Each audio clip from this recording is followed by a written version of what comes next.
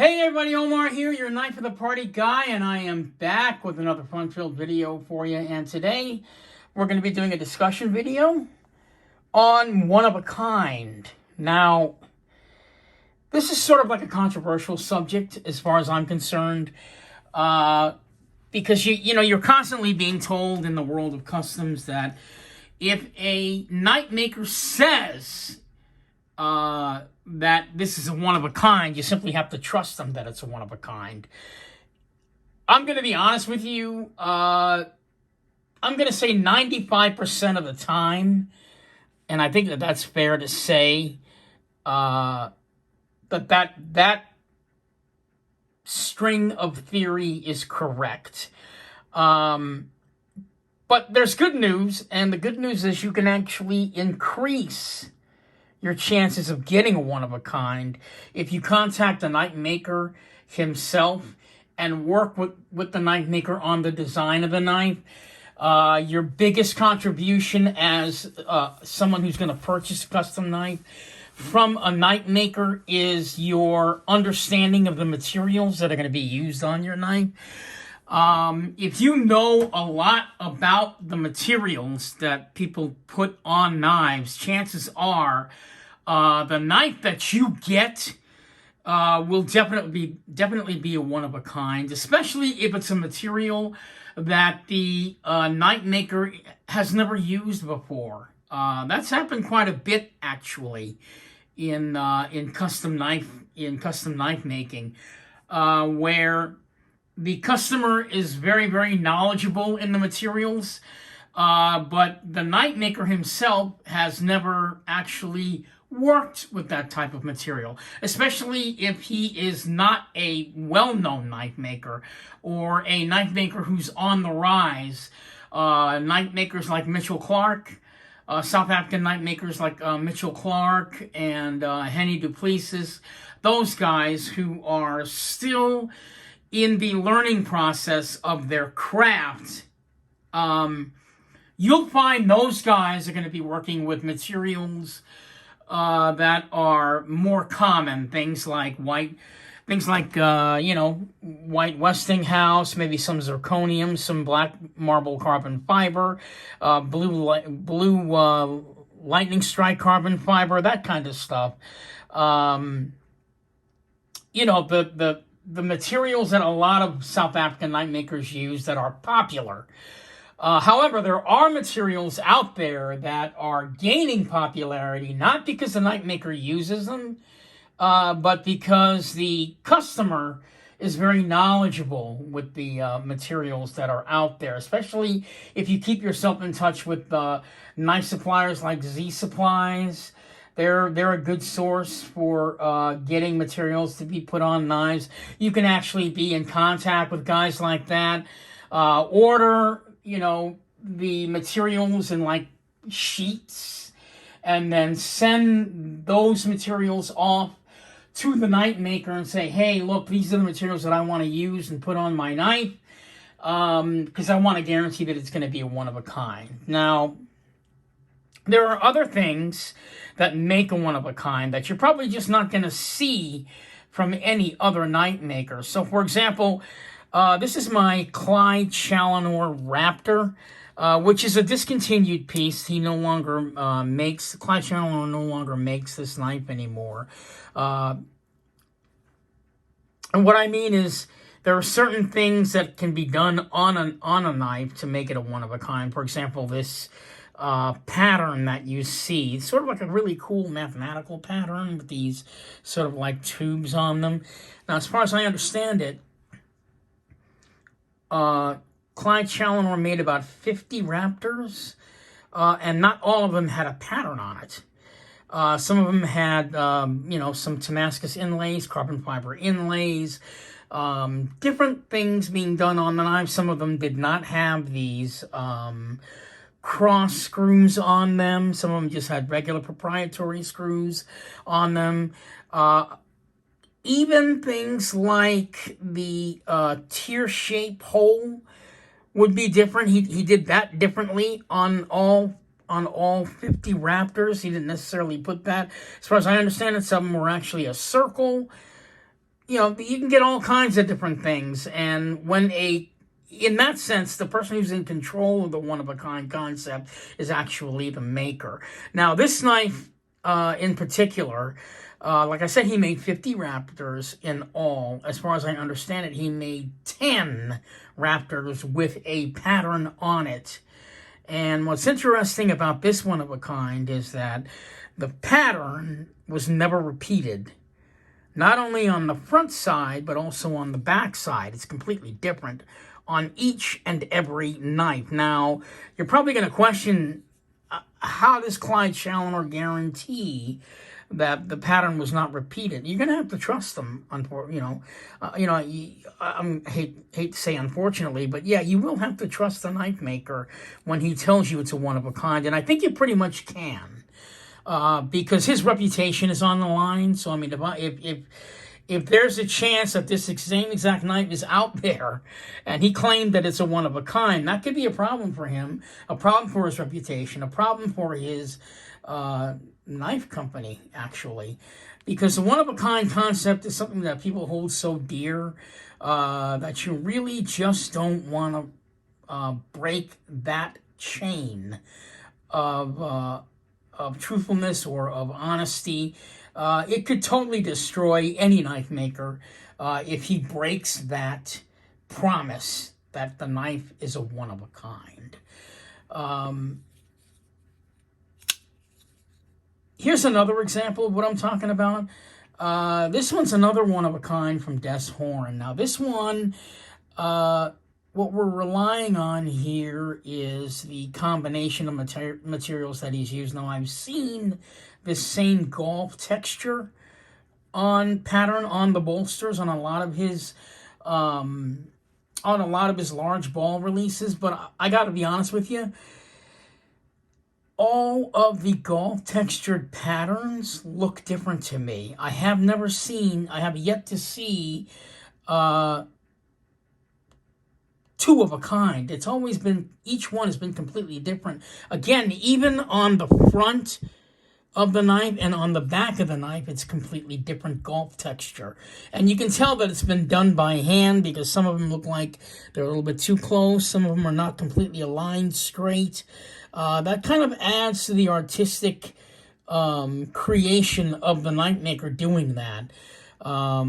The file work will never always be the same on these one-of-a-kind knives. So what I'm saying here is, you'll see the same model knife, but the way that the knife is configured and the way that the knife looks, the knife maker almost randomly tries to create something different each and every time that he creates the knife with this with the model that he is making.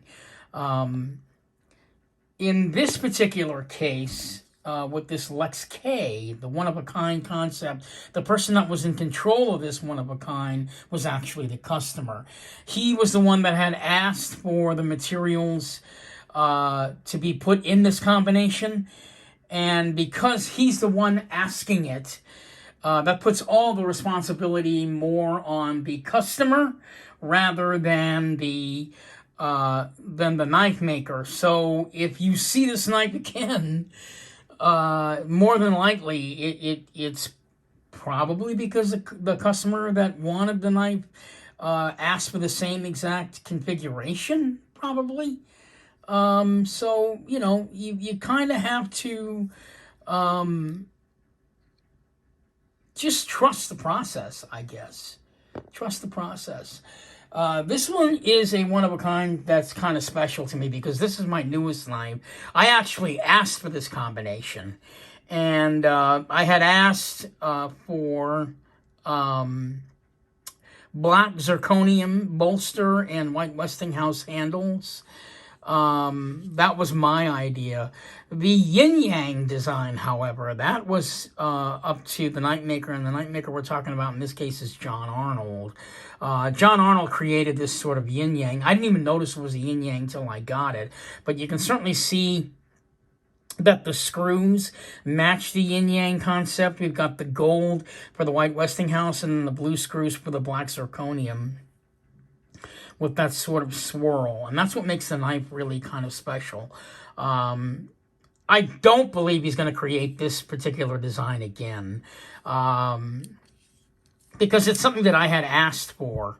I really don't think that you'll see this combination again. It's possible you may see the yin yang again, but it's a good possibility that the zirconium will be down here and the white Westinghouse will be up there, again creating a different one of a kind. I mean, there's also other things that knife makers could do to guarantee one of a kind. Maybe on the other knife that might look similar to this one, the knife maker may just forego the 3 holes that are up here and not put the holes on the knife at all.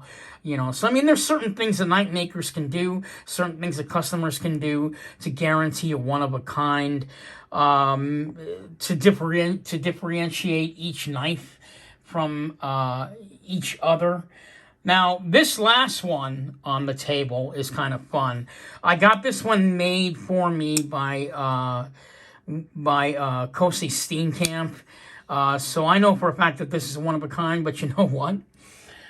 If you go on Instagram right now on Blade Gallery, and I believe you click on the second picture on Blade Gallery, you'll see a knife that looks somewhat similar to this, but it's completely different. Theirs is not marble carbon fiber like it is on my knife. It's actually, I believe it's actually black or silver strike silver strike carbon fiber for the handle. And he does have this sort of pattern across the top of the bolster, but this here is black marble carbon fiber. So it's a completely different knife entirely. Plus, I also noticed that his knife did not have these sparkles inside of the knife like mine has. So, you know, the one-of-a-kind concept can be trusted as far as you guaranteeing that you're going to get a one-of-a-kind handmade piece.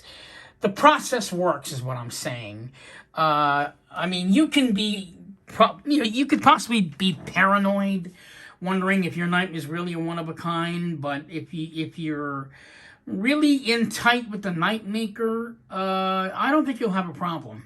I really don't. I don't think I'm sure that it's happened that a knife maker may have made the same knife twice, but, you know, everything rides on the concept of one of a kind when you're ordering a knife. And if a knife maker says it's a one of a kind, you're just going to have to trust the knife maker that, yes, it's a one of a kind. And also the other thing, too, is that if you are in constant communication with the knife maker in this sense, then one of a kind should not be a problem either. A lot of knife makers really do want to get to know the customers that they're making knives for. This is, after all, an art form. Knife making is an art form. It's not a production process. You want a production knife, then get a production knife. This is really all about the knife maker, the relationship of the knife maker to the customer, and how well they get along, and how well both parties can create a great piece of art. And that's what I mean when I say one of a kind and trust the process, because in reality it does work. And this hobby is a hobby that's very, very special to a lot of people that are very, very heavily involved and invested in this hobby, that anything that would tarnish it would be a shame. And I don't think anyone in the world of knife making or knife collecting or knife buying is interested in destroying the world that is custom knife making. And I think I just want to pretty much leave you with that thought. And again, trust the knife maker, trust the process. Don't worry so much if your knife is a one-of-a-kind, or question the concept of, well, how do I know mine's a one-of-a-kind? If a knife maker says it's a one-of-a-kind, it's a one-of-a-kind. You really just, because nobody ever talks about it. And that's the reason why I did this video, because nobody ever talks about the concept of one-of-a-kind. Is it possible that one of the knives on this table could possibly be recreated again by a knife maker? Yeah, but like I said before, the world of custom knife making would be totally destroyed if something like that were to happen. Just think about that. That's all I can say. Just think about it. Do you really think any knife maker out there wants to risk that happening to this little world that we put together, that we love so much? Because what's here on this table are 5 of some of the most beautiful knives made by a lot of these South African knife makers. I mean, these knives are just spectacular. And the fact that one of these knives could possibly be recreated again, and the thought of someone out there thinking that their knife's a one-of-a-kind, and quite possibly it may not be, I don't think there's any knife maker out there that wants to risk that. So that being said, and that is the end of this video as far as I'm concerned, and as far as the one-of-a-kind concept goes. I know it's a really touchy subject, but it is one that we all have to kind of investigate, talk about, open up about, just get it out into the open, because a lot of people could get hurt if, something like that were to happen. And what I'm saying is, trust the process. And if you trust the process, you will enjoy this hobby a whole hell of a lot more. This is Omar, the knife of the party guy, with his discussion video on one-of-a-kind knives. If you guys have any comments, please make a comment on this video, because this one's kind of important to talk about. I haven't seen anyone on YouTube discuss the concept of one-of-a-kind. I don't think anybody's even brought up the concept of one-of-a-kind, or even questioned the concept of one-of-a-kind. So, really heavy, controversial subject. Really glad that I opened it up. I hope I get a lot of comments on this video with this controversial subject, because a lot of us buy these knives. They're very, very expensive. We hold these things kind of near and dear to our hearts.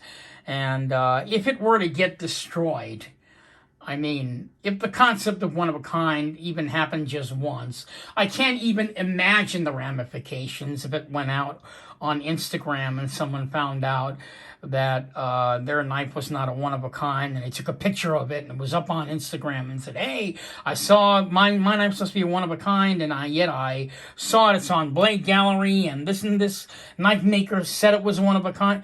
It would just totally destroy the knife-making world. So this is Omar, once again, your knife of the party guy, coming at you with a very controversial subject, very touchy subject. Please comment. Let me know what you guys think about this video. Have you ever thought about one-of-a-kind concept? Has that even crossed your mind to even question the one-of-a-kind concept? Let me know. I want to hear it. I want to hear what your thoughts are. Even if you don't own any custom knives, I want to hear what you guys have to say. So, yeah, just think about it. And I'm going to go ahead and end this video. You guys have a wonderful Saturday evening. And, enjoy your knife buying, enjoy your knives, enjoy the collection that you have. And I will catch you guys again later in the week, possibly Saturday. We'll do another video. Thank you so much for watching. Omar, the knife of the party guy, coming at you with a one-of-a-kind video. Thank you so much for watching, and you guys have a good evening.